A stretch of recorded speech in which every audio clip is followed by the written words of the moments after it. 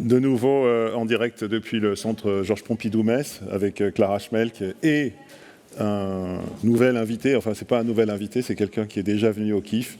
La première fois c'était avec Jean-Michel Jarre et ça avait donné lieu à une discussion comment dire, presque émotionnelle entre toi et Jean-Michel qui disait il fallait que la France, qu'il y avait une opportunité phénoménale.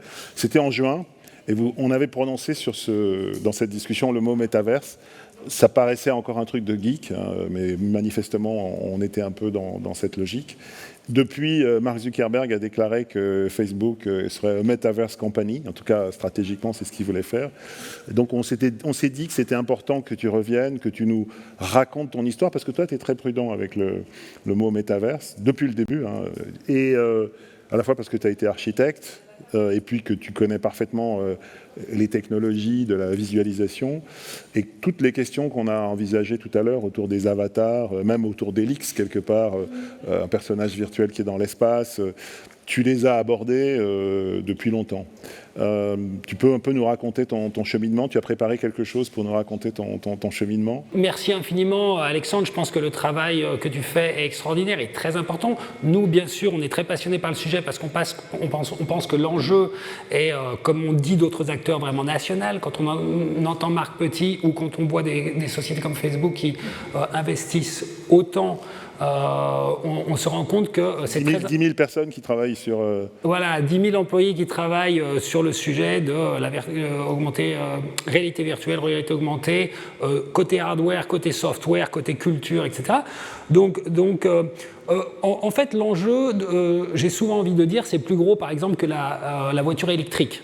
C'est-à-dire qu'on parle d'une transition d'un monde digital 2D à un monde digital 3D, et ça se passe par l'utilisation, la reconstruction d'un monde numérique sur des moteurs de jeux vidéo. Et en fait, on a vu les moteurs de jeux vidéo hier, c'était très très clair dans la vision de Marc Petit. On a entendu beaucoup d'acteurs, notamment industriels, petits et grands, montrer ce qui se passait dans l'industrie. Et toi, tu dis que l'ensemble... Voilà. C'est-à-dire que, et c'est quelque chose que Epic Games a vu très tôt, c'est-à-dire qu'il va y avoir une prolifération de l'utilisation ou de dissémination des outils de jeux vidéo à l'extérieur du gaming. Et qu'en fait, très probablement, toute société aura besoin d'avoir une spatial computing presence, c'est-à-dire une présence dans ce monde en 3D, de la même façon qu'on est passé d'un monde analogue à un monde numérique. Maintenant, notre monde numérique courant, il est plat, et ça devient un monde en 3 dimensions. Donc le chantier est énorme. Je pense que ce qui est comparable, peut-être, c'est l'intelligence artificielle ou la blockchain, qui sont un peu des tsunamis aussi. Donc, je pense qu'il y a vraiment un enjeu national, et je pense que le travail qui est fait ici est absolument critique, et il faut absolument que les gens s'en rendent compte, quoi.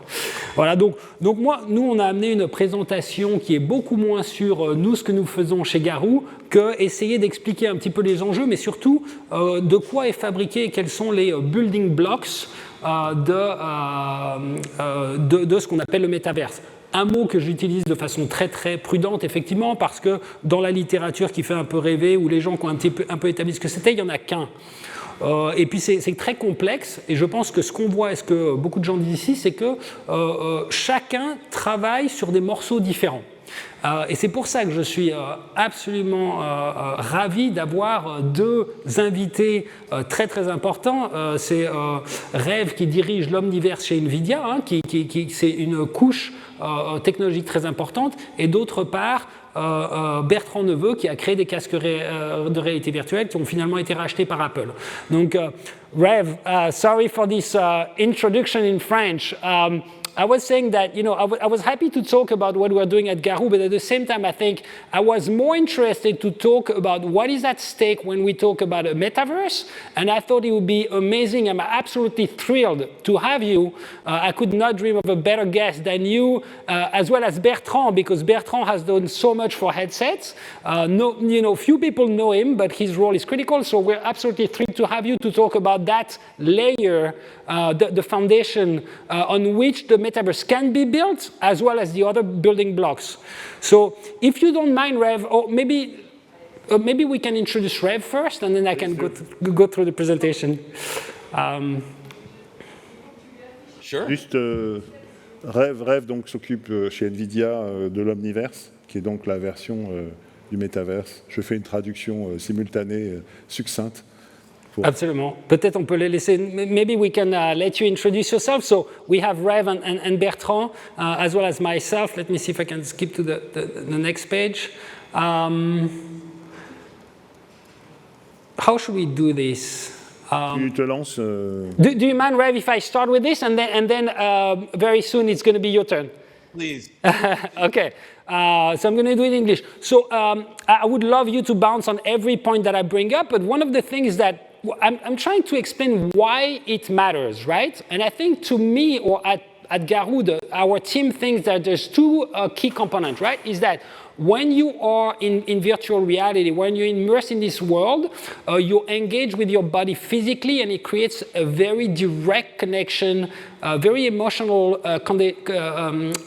connection with the digital content, completely different from the 2D media, right? So we think that... Je vais traduire un peu pour notre audience française. On voit bien, et ça a été partagé par beaucoup d'interlocuteurs, la réalité augmentée, et notamment virtuelle, crée un état particulier qui est l'état où le corps est engagé. Et donc ça crée des émotions et des sensations très très puissantes. Très puissante, et aussi, c'est une des raisons pour laquelle on pense que ça va être adopté dans toutes les industries, notamment les marques qui vont pouvoir créer une connexion beaucoup plus forte avec leurs produits ou leurs propositions. So that's one thing. One thing is this very deep connection, and I think that we'll never stop pursuing it. Right? I don't think, because of that very emotional connection, I think that we'll never stop to try, right? So this is one key thing, is that, you know, there's like stereoscopy that we tried for movies, it didn't go really fail, but ultimately, you know, we'll always pursue simulating the world just as the way we know it, just like we see it in the Matrix. So it's not distinguishable from reality. So I think we'll never try. It's almost certain that as the technology grow, we're going to try to do that. And so it brings sort of like the child inside us, right? It's really an adventure, like pioneering. I'm going to finish real quick. I agree with you. You go ahead, Reb, sorry. May I join? Yes, absolutely. Please do. I think it's pretty clear that during the pandemic that we really do crave being in the presence of other people. We've been doing a lot of these video conferencing. Everybody's getting very tired of always being on video here. It's very awkward. We can't make eye contact. Like right now, I have to look at the camera for you to feel like I'm looking at your eyes. The way humans communicate, it's much more than just the words that we're saying. All of the channels that we communicate with are important. Whether it's our facial expressions, it's how we position ourselves. It's when we become silent. Sometimes not saying something communicates a message. And all of that is generally lost on the internet when we only communicate with text or even with video conferencing.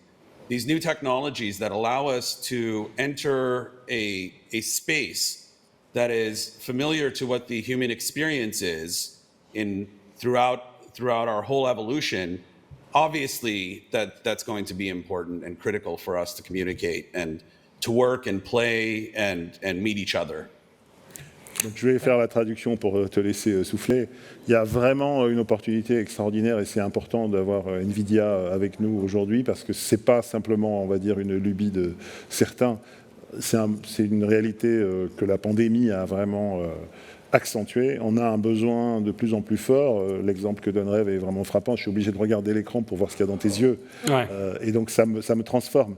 Et donc ils pensent que cette expérience de la pandémie est bouleversante et changera énormément dans tous les domaines. Et c'est là où la technologie, puisque NVIDIA fait notamment les cartes graphiques, voilà, est très importante. Donc c'est un acteur qui sait ce qui est en train de se passer, qui prépare la technologie, qui va le permettre. Comme on entendait le moteur du jeu vidéo hier avec Marc, ouais. On parle là de ta deuxième élément essentiel, qui est la carte graphique. Ouais, on va parler des 4 ou 5 éléments qui sont très très importants. Je voulais dire que aussi, pourquoi est-ce que ça va arriver, c'est non seulement donc cette connexion très très forte au monde digital, et deux autres choses. Une autre chose, c'est que comme on construit sur des game engines ou des moteurs de jeu et que c'est de la simulation, il n'y a pas de limite au monde qu'on peut créer. Donc, c'est ça qui fait rêver. C'est ça qui fait rêver les gens qui lisent Ready Player One ou Snow Crash, c'est-à-dire que le monde peut devenir complètement magique. Et j'utilise cette référence de Tom Cruise dans Minority Report qui manipule le monde digital avec son corps et avec ses mains.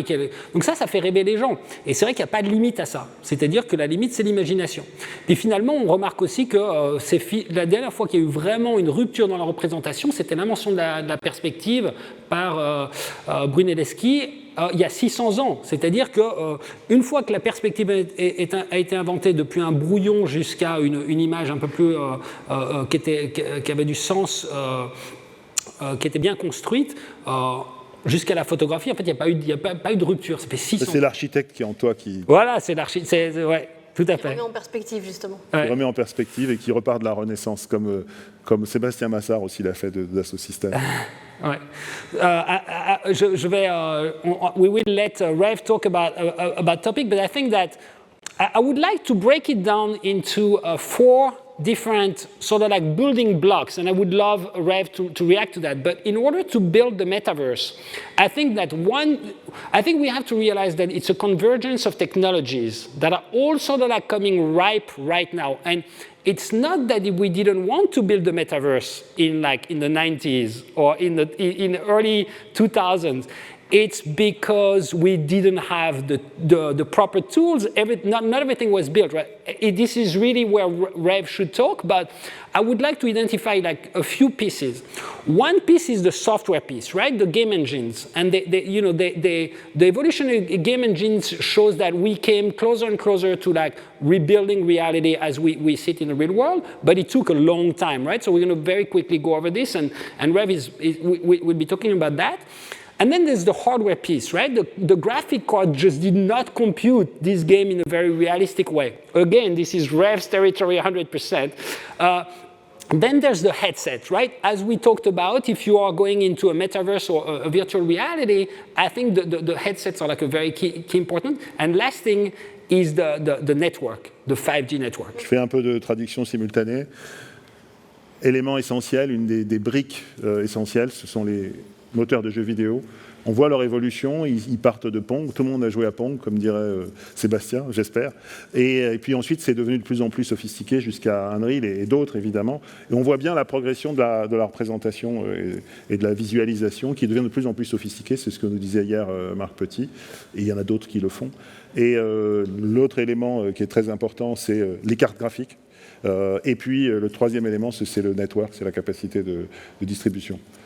That's absolutely right. So, Rev, would love to hear you to talk about maybe what real time is, what the graphic cards are really doing, what it took us time to get where we are, all that layer that NVIDIA is working in contributing too much, because really it's hard to conceive really the metaverse without NVIDIA and other graphic GPUs makers, but I think NVIDIA is playing a major role right now. Sure. Yes, if you look at what is involved in creating a video game, and what a modern video game is today, a 3D video game, it's essentially a simulation of a whole nother world. We're creating these worlds that they look beautiful, they look closer and closer to our reality. Things inside the world behave correctly. We simulate the physics inside these worlds, so when things interact with each other, it looks correct and behaves correct. And we also fill these worlds with intelligences, with other beings, AIs.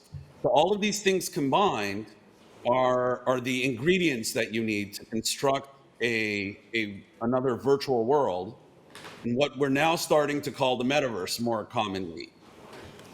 In order to do the world justice, to do it at the fidelity, at the quality, at the accuracy that we really want as humans, you need an awesome amount of compute.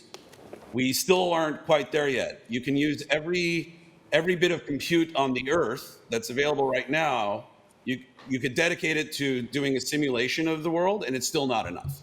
So we need to continue to keep building this. The start of 3D video gaming in the 90s coincided with when we started NVIDIA. We built these special processors, these chips, designed to accelerate the rendering portion of this problem. And what rendering is really, it's the simulation of the physics of how light interacts with matter. And that's what we use to create the images. Years later, we made our processors more general, so we can program them not just to do the physics of light, but to do physics in general. And next step after that, since we made our processors these powerful computing machines that were available to everyone who wants to build a PC to play video games, we made them so programmable that deep learning and artificial intelligence became possible. It was born on top of our processors, on the computing processors that we made available, combining our computing with the information that's available on the internet, all of the data that's available there, with new algorithms has given birth to this AI thing.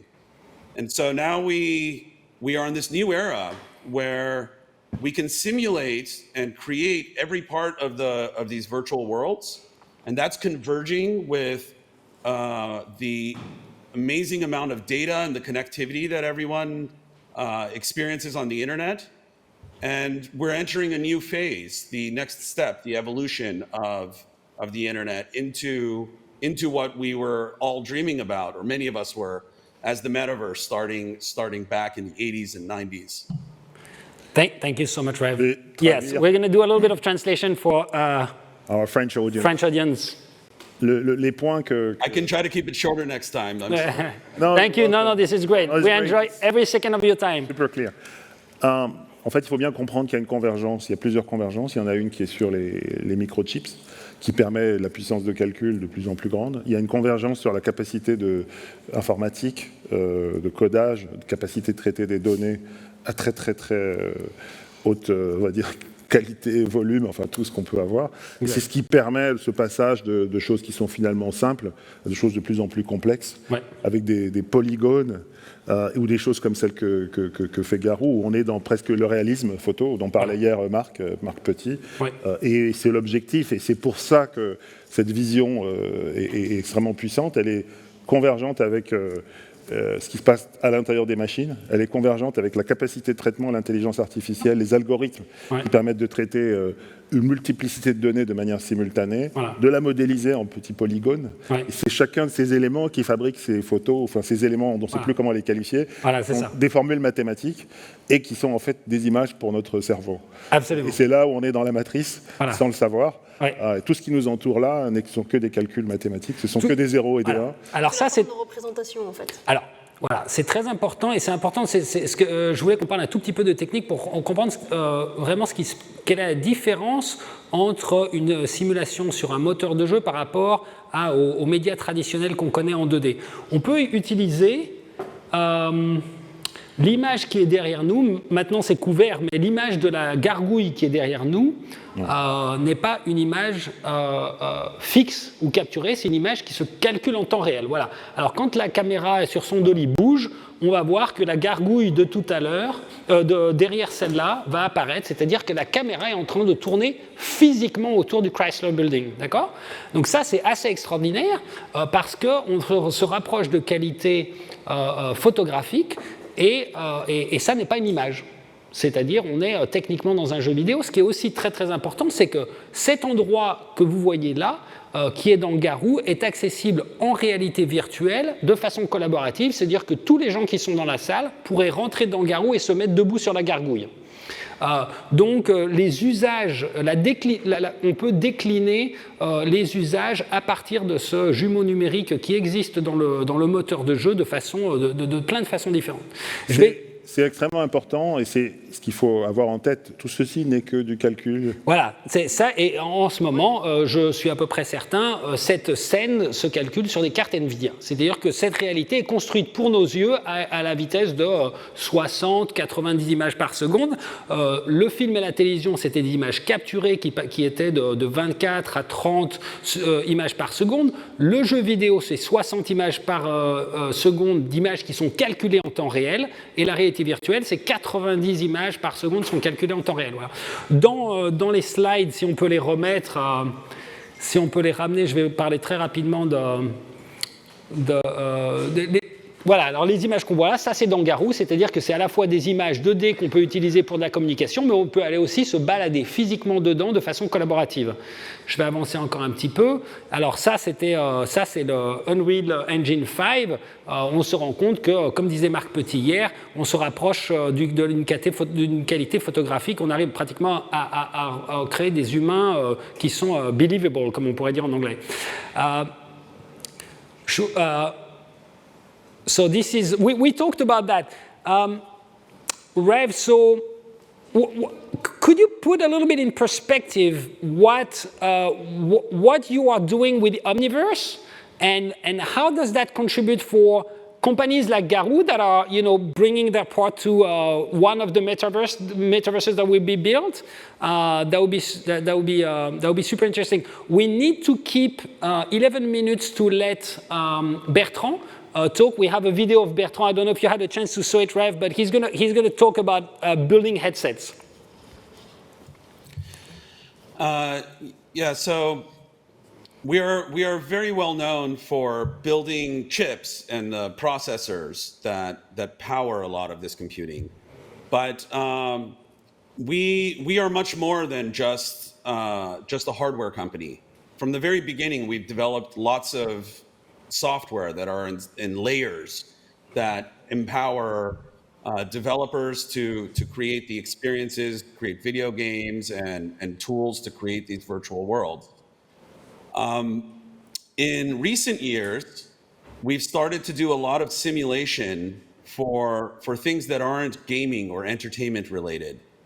We do simulation for robotics and for autonomous vehicles. We're creating these worlds to train, to give birth to, and allow these artificial intelligences to learn and become better before we put them in the real world.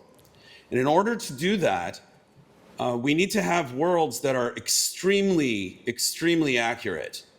We want to drive our self-driving cars for billions of miles in the virtual world, well before we take the brain from inside this virtual world and put it in a real car in the real street. So we've built Omniverse to be this scalable simulation engine that can scale to the supercomputers that we've been building for many other applications outside of video games. In addition, we believe that the metaverse is going to be much larger than the World Wide Web and the internet is. I think if you were to go back 20, 30 years to the early days of the internet, or right when the World Wide Web appeared in 1993, most people would not have guessed that it would be as big as it is today. Right. But we believe that the metaverse is going to be much bigger than that. We can't even imagine what that is. Right. And in order for it to get to that size, we need everybody to contribute to building the metaverse. Yes. The same way we built the web, where everybody could contribute to building web pages, we need everybody to construct these worlds, or their piece of the metaverse. So we're building Omniverse to help simulate this scale, also connect up all of the tools, all of the techniques and everything available in every industry, so we can all contribute to building one big metaverse that's open to all. Thank you so much. We're going to have a little translation going on. Thanks so much. Beaucoup d'idées très fortes qui convergent aussi avec celles qu'on a partagées avec Marc Petit hier. Donc une révolution technologique dans les microchips, des super programmes avec des super ordinateurs qui permettent de gérer en temps réel des données ultra présentes, et la nécessité d'être ouvert pour que, comme l'Internet l'a fait, on soit en face d'une diffusion massive. Et l'option d'Omniverse et d'Omniverse, c'est de penser que ce sera plus grand que l'Internet. Voilà, ce sera plus grand que le téléphone mobile, et que c'est une transformation dont qu'on a peine à imaginer, et qu'on ne peut pas imaginer, comme certains penseraient, en étant seul. On est obligé de collaborer. Ça, c'est aussi une idée qui a été transverse dans toutes les discussions, que ce soit les artistes, que ce soit les industriels. On ne peut pas arriver à ce niveau de complexité en pensant qu'on va y arriver tout seul. Non, ça c'est tout à fait vrai. En plus, bon, je pense qu'il y a quand même un aspect philosophique et politique. Très souvent, la science-fiction a projeté des images d'industriels qui prenaient le monde. C'est le cas dans Ready Player One. Hein. C'est un peu David et Goliath. C'est aussi quand on voit Tyrell Corporation dans... Blade Runner, pardon, ça m'a échappé, Blade Runner. C'est toujours, donc je pense que c'est assez facile d'imaginer que s'il y a un métaverse, il faut qu'il soit partagé. Mais effectivement, en fait, moi, ce que disait Marc Petit et aussi ce que dit Rêve, bien sûr, il faut que ce soit collaboratif, mais en fait, c'est tellement énorme que Marc Petit disait hier, je ne peux pas mettre de numéro en face sur l'opportunité économique, ça n'a pas de sens. Rêve dit, this is so big, like we need to all work together. Ça, c'est un point extrêmement important. On voit que les sociétés qui sont là-dessus... du côté américain, c'est les plus grandes sociétés du monde. Enfin, Facebook, $1 800, valorisation boursière, Microsoft, $2 200, Apple, 2300 milliards de dollars. Donc, et NVIDIA, je ne connais pas la valorisation boursière. On voit que ce n'est pas du tout un rêve de start-upers. C'est les plus grandes entreprises du monde qui sont en train de préparer quelque chose qui est extrêmement massif, sans compter les États comme la Chine, qui travaillent aussi de manière hyper active, comme dans l'informatique quantique et dans d'autres. Donc, c'est vraiment une révolution industrielle, en fait. C'est une révolution industrielle énorme comme celle qu'on n'a vraiment pas vue avant, mais je pense qu'on va parler des enjeux un peu. We're going to talk about what is at stake also a little bit beyond the metaverse web. Mais je pense que l'idée, c'est que il faut aussi comprendre que la connexion instinctive, émotionnelle et physique qu'on crée avec le monde digital aussi engage des enjeux très très important, et puis le fait que en fait les analytics et le tracking permettent de traquer. Ça fait un peu peur aussi. Hein. Ça fait peur. Donc il y a des enjeux colossaux, et donc je pense que tout le monde a raison de dire bon, il faut qu'on regarde de ce côté-là. Marc a fini sa présentation en parlant de ça. Rêve est très attaché au sujet de ça, donc on va le voir un tout petit peu après. Mais effectivement, il faut aller regarder de ce côté-là. Hein. Il faut qu'on aille un peu vite si on veut. Alors on va y aller tout de suite. Alors Rêve, again, I invited. I'm going to do a quick introduction of Bertrand. I admire Bertrand because he's an absolutely incredible engineer that I met in Los Angeles 4 years ago, and he had built a headset. Il avait construit un casque qui était virtual reality and augmented reality, both. And so. And what happened is that when I saw that, I was very impressed. It was incredible, and it was very, very early. He had done it by himself, and then a year later, Apple bought his company, VRVANA. Voilà. So he's a core engineer. He's the guy who literally built it. I thought it would be amazing to have him and talk about the headsets. Oui, donc dans cette transformation qui mène en tout cas les étapes du métaverse, il y a effectivement la question des devices, et l'histoire de Bertrand NEPVEU est assez exceptionnelle. C'est un vrai geek, core engineer, comme tu as dit, qui a travaillé et développé le casque tout seul, le sien. Oui, le sien. Tout le monde se pose la question de ce que va faire Apple. Il n'a pas le droit de dire ce que va faire Apple. Je pense qu'il ne mentionne même pas Apple. Voilà, il mentionne. Mais il faut savoir que sa société a été achetée pour plusieurs dizaines de millions de dollars par Apple, assez discrètement. Et il a accepté de te parler parce que. Il a accepté de parler, parce qu'on voilà. On va écouter son interview, puis on reviendra dessus avec toi, Irène. Thank Gaspard for the invitation. My name is Bertrand. So I'm Le son est pas génial, on peut mettre un peu plus fort. Il est français, NEPVEU? Canadien. Company de called Montréal. VRVANA in 2005. Why start a company in 2005? Well, I mean, I was a hardcore gamer since like the ColecoVision and Nintendo and the Power Glove and all that. So since a very young age, I wanted to be inside the games that I love so much instead of just playing on the screen. So in 2005, that's when we started the VRVANA adventure. And it took us like 12 years Tu peux traduire un peu ce qu'il dit? win the Best in Show at CES. So we went from a VR headset for the Xbox up to a mixed reality headset where you could switch from VR to AR on the same device. Pour les gens qui s'intéressent à notre industrie, il a commencé très très très tôt, juste parce qu'il voulait rentrer dans les jeux vidéo. Oups, c'est pas le bon. La compagnie c'est VRVANA. Hein.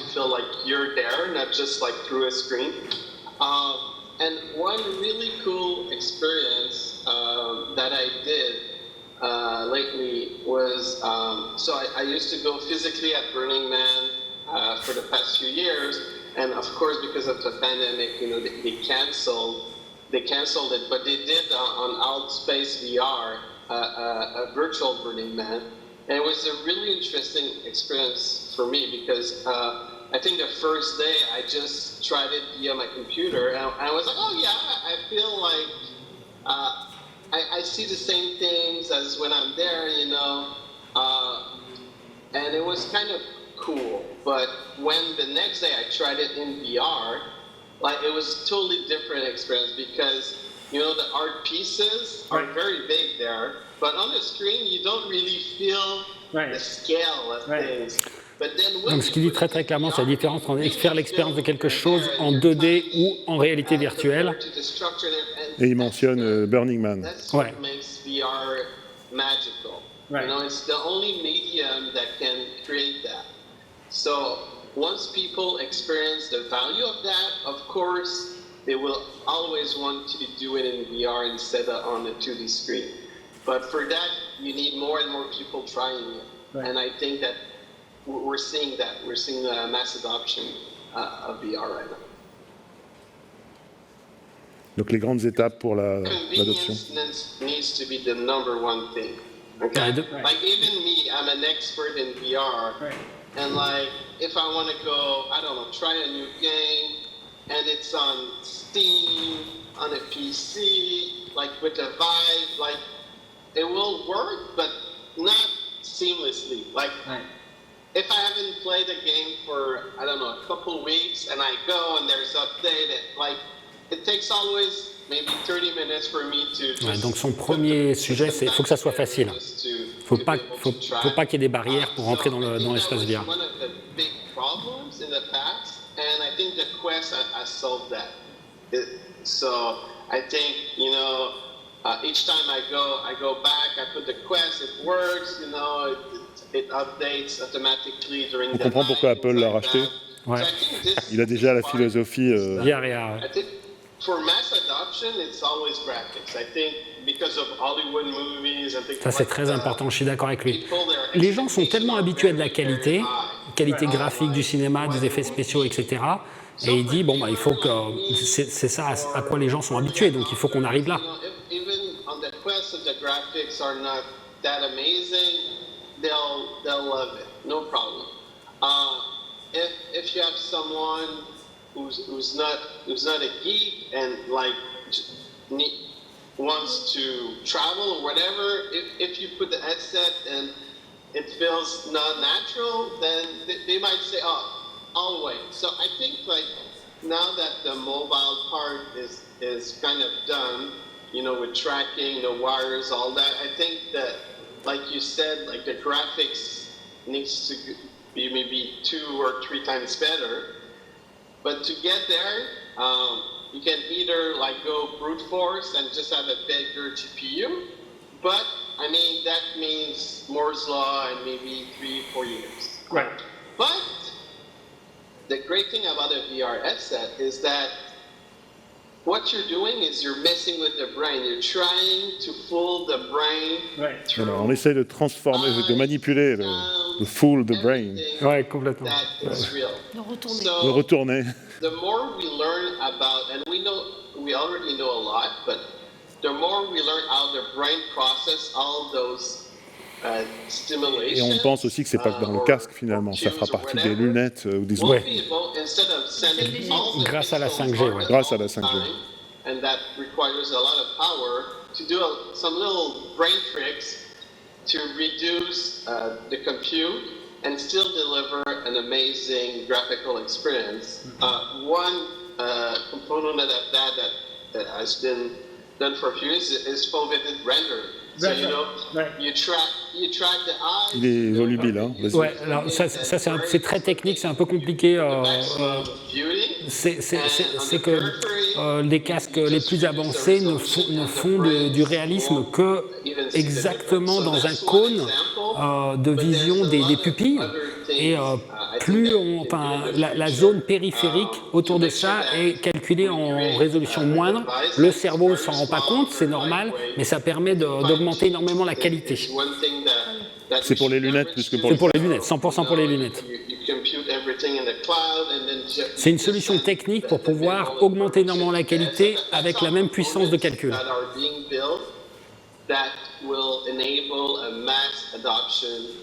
Of the metaverse and VR. Alors comment faire? That's a great question. I think people tend to think that to solve new problems, you need to throw tons of resources on it. And we have a little history about that is flying, you know? There was when the first companies, there was a race to do the first plane. L'analogie est assez forte, il compare la course au casque avec la course à l'aviation. C'est pas forcément le maximum de ressources qui gagnent. Exactement. Et c'est très très inspirant pour les gens, y compris pour Garou et d'autres sociétés comme ça, c'est-à-dire que, et c'était son cas à lui, il parle d'expérience, c'est-à-dire c'est pas la quantité d'argent, pas que, pas au début. En entendant, on voit bien qu'il s'agit d'une nouvelle révolution industrielle. If you go back, it had the best NVIDIA graphic on the planet way back in 2005. Now it's a bit different, but way back, they were pushing for that. So that was kind of okay, now we have the building blocks to try to do this, but it took us to really have something that could be proud of, you know. It took I don't know, 10 years. 10 ans de boulot. Hein. From 10 ans pour être content du premier casque. 2015, you know, it was trial and errors and lots of failures, but we were a very small team. We were 4 people. C'était 4. For so long on sans salaire. No salary. Sans salaire. So there was no pressure to deliver something. If you work at a big company like Magic Leap or whatever, you know. Il parle des concurrents qui avaient des moyens considérables. Ouais. Magic Leap. As for us, it was okay, we need to find the right technology. And then it took 10 years, but then when the blocks were there, we grew the team to about a dozen, top of the line engineer. I found out this at other company. It's better to have one really great engineer than 5 average. You know, they're not bad, right? But one really great engineer will decuplate the creativity, how you connect. It was a bit when they started Apple, Steve Jobs and Wozniak, you know. Wozniak was able to use. C'est vrai qu'il fait mention à Wozniak, on sent la même vibe. Oui, tout à fait. No, it's not always brute force. It's a cleverest way to connect maybe chips that are not meant for that. You know, VR was a bit like that at the beginning. Right. It was let's take off-the-shelf parts that are for cell phone, that are for the Wii controller, whatever, and put them together in a clever way to show the potential and how it can be great. So I think that was what we did great, is take the best parts and put them together in a clever way. But then after that, you know, you need to scale things, and that's when le passage à l'échelle, c'est le point clé. Like Il ne s'agit pas simplement de faire un truc cool et sympa. Le vrai test, c'est quand ça peut grandir. Lui, il l'a amené jusqu'à ce que ça puisse aller en production de masse, et ensuite, il est parti chez un gros tech player. Because of their recall, we now know I think there's 3 or 4 millions of them. So that's an amazing achievement from Facebook. And now, like, even my Il est resté plusieurs années chez Apple. 4 ans, presque 4 ans chez Apple. You know, I tell them, like, buy this, they try it, they love it. It makes it very simple. But to simplify something great takes a lot of work and endurance, something that we couldn't have done as a small company. But at least we showed that it was possible to mix AR and VR in the same headset. Ouais, ce qui est important, c'est que effectivement, Bertrand, en 1917, après avoir commencé en 2005, avait créé un casque qui pouvait switcher entre VR et AR. Et ce qui est fascinant de voir, c'est que, comme il disait, en fait, c'est pas toujours brute force, c'est-à-dire c'est pas les millions que tu as investis dedans, c'est vraiment d'être clever. Magic Leap sont toujours avec 1 milliard plus d'investissement et sont toujours en train d'essayer de le faire. Et lui, il a été récupéré, il dit to simplify, pour simplifier quelque chose de complexe, c'est pas forcément la puissance voilà, c'est ça, qui gagne, c'est le talent en fait. Ouais, c'est talent. Hein, c'est talent. C'est pour ça que j'admire énormément. C'est extraordinaire. Aussi parler pendant tous les jours, il n'y a que le talent qui fait la différence. La technologie peut peut-être l'augmenter, mais c'est que le talent des artistes ou des ingénieurs. Jusqu'à un point. Hein. Comme il disait, après, à partir de ça, passage à l'échelle. Passage à l'échelle. Et ça, c'était un. Infrastructure. Ouais. C'était un point dont tu avais parlé avec Jarre aussi, c'est un peu notre faiblesse en France. Oui, c'est ce que Jarre disait, effectivement, il disait, nous, on n'est pas super bons. Alors, rapidement, parce que on demande à Rêve de... Alors, je voulais dire très rapidement que pour la construction du métaverse, en fait, il y avait un univers, un océan de contenu 3D qui... On a vu Sketchfab hier. Avec... Voilà, Sketchfab est un exemple idéal, c'est-à-dire c'est des gens qui ont une librairie, une collection énorme d'objets 3D. Le métaverse va être construit de ça. Les usagers de tous les jours, en fait, ne sont pas concernés par ça, parce que même si c'est des maquettes 3D, ils les voient en 2D. D'accord ? Donc, ce n'est pas très intéressant. Mais le jour où les casques vont être distribués à tout le monde, on va être à côté de ce camion qui a été scanné avec un iPhone 12.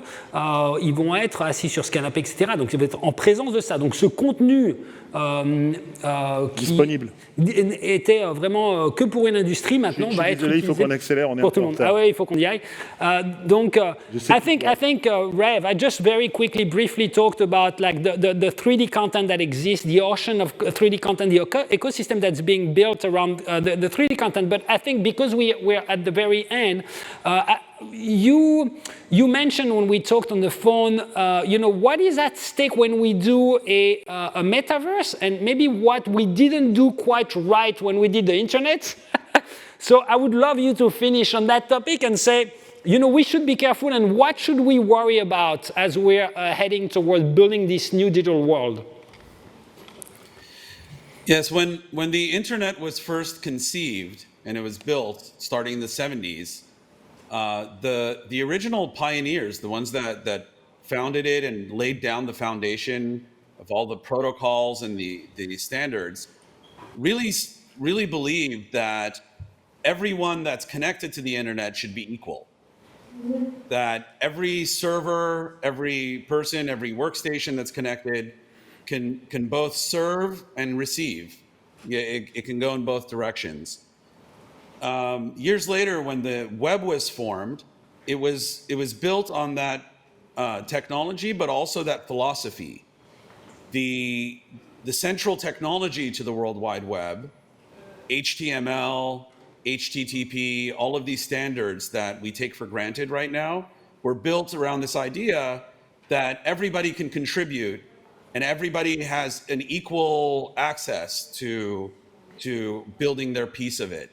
And as a result, we've gone from the internet and the web in the early 90s being a relatively niche thing that only some government agencies and universities had access to it being a part of our life everywhere in the world. Billions of people are on it.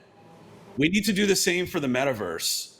If we build a metaverse without open standards, without giving everybody access to contribute to it, then it's not going to be, it could be a pretty dangerous experience actually for most people. What we really need to do this time is have governments, have the public sector, and everybody involved in building this and carve out spaces that are open to the public. Even more so now because it's not just text and 2D pages. We're actually going to have the equivalent of spaces like we do in this reality inside the virtual world. And in those spaces, we're going to need things like parks and museums, libraries, all the things that we all love and enjoy from our public common spaces with each other. It's critical that we all participate, not just have a few islands of information. Thank you, Rev. Thank you so much. Thank you very much. Thank you so much for waking up so early and to join us. Je vais synthétiser, c'est un peu le même message que celui que transmettait Marc hier, et c'est intéressant que deux des plus grandes boîtes le partagent, c'est-à-dire qu'on ne peut pas construire ça tout seul. Deuxièmement, il y a des risques réels, on n'est pas naïf sur ce que ça représente s'il y a un métaverse, c'est une dictature en fait, en plus par l'imaginaire et le visuel et l'émotionnel. Et qui incorpore en quelque sorte, qui prend vraiment tout le corps. Voilà, qui prend tout le corps et... C'est ça. Ce qu'on a compris on est vraiment engagé physiquement dedans, donc... Voilà, ce qu'on a compris de la première évolution de l'Internet, on doit essayer d'en tirer des leçons aujourd'hui. Je pense que c'est particulièrement intéressant, par exemple, pour les gens qui sont des parents, d'imaginer que leurs enfants vont grandir là-dedans. Alors effectivement, est-ce qu'on préfère que ce soit un monde diversifié, qu'il n'y ait pas qu'une seule société qui en soit propriétaire, comment est-ce qu'on le construit ensemble? Et je pense que NVIDIA, comme Epic Games, n'arrête pas de tendre les mains un petit peu à tout le monde pour dire, écoutez... essayons de faire ça le mieux possible. Leur PDG est apparu en hologramme pendant une conférence, c'est ça? Ah oui? Oui, le PDG de NVIDIA. Ah, c'est vrai. Merci Rev. Thank you so much, Rev. Merci I don't see him, but thank you so much for participating again from California. From California. Yeah, from late actually. It's 1 a.m. C'est 1h du matin, donc il est resté debout. Au départ, je lui avais demandé de l'enregistrer, il a dit non, je viens, donc we're so grateful for your presence. Impeccable. Ouais. Tu peux le remercier de notre part. Et de toute Thank you from everybody here, Rev, from participating and joining us in this conversation. Thank you. On va accélérer, on va passer à l'émotion. Je voulais aussi te remercier, Gaspard, parce que tu es toujours à fond. Oui, je pense que les gens, encore une fois, je vais dire pour une dernière fois, je pense que la France doit se réveiller, il faut aller visiter ce territoire avant qu'il soit trop tard et qu'on se retourne et que ça a été fait justement sans nous. Surtout qu'il y a les talents, il y a les infrastructures, il y a tout ce qui... Oui, exactement. Je veux dire que Ubisoft, des sociétés comme ça les Français sont très forts en éducation, effets spéciaux et gaming. Voilà. On y va. Tout est là. On y va. Merci beaucoup. Ok, merci alors. Salut Gaspard, à bientôt.